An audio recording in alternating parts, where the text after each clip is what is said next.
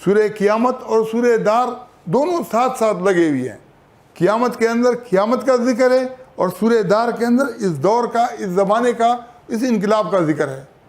اس کی پوری تفصیل دوسری جو صورتیں ہیں اس کے اندر بھی بہت واضح واضح الفاظ کے اندر یوم الفصل کے نام سے بیان ہوئی ہے. اور اللہ نے کیا کہا ہے کہ وہ دن جو ہے نا ہلاکت کے لیے ہوگا. کن لوگوں کے لیے؟ مکذبین کے لیے. ایک کافر ہیں، ایک کون ہے؟ ایک کافر ہوتا ہے، ایک مومن ہوتا ہے. ایک مصدق ہوتا ہے، ایک مکذب ہوتا ہے. مصدق کو مولویوں نے لکھا ہے کہ صدقہ دینے والا. مصدق تصدیق کرنے والا ہے. مصدق کا جو درجہ ہے وہ صدیقین والا ہے.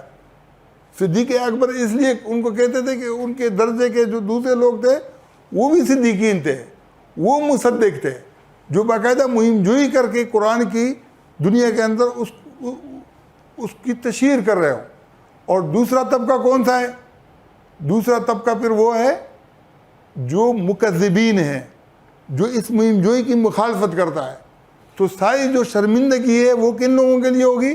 جو اس مشن کی، جو قرآن کو غلبے کی مشن ہے، جو قرآن کے واضح احکام کو لوگوں کے اندر پھیلانے والا مشن ہے.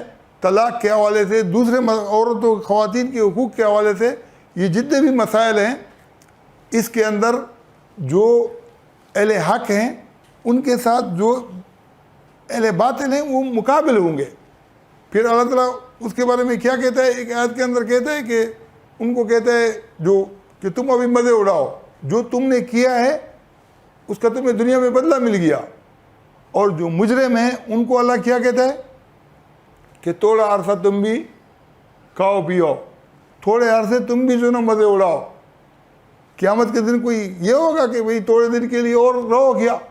اس کا تعلق دنیاوی زندگی سے ہے. فی الحال اتنا ہی. انشاءاللہ اس کے اوپر پھر تفصیل سے بہت ساری چیزوں کی وضاحت کریں گے.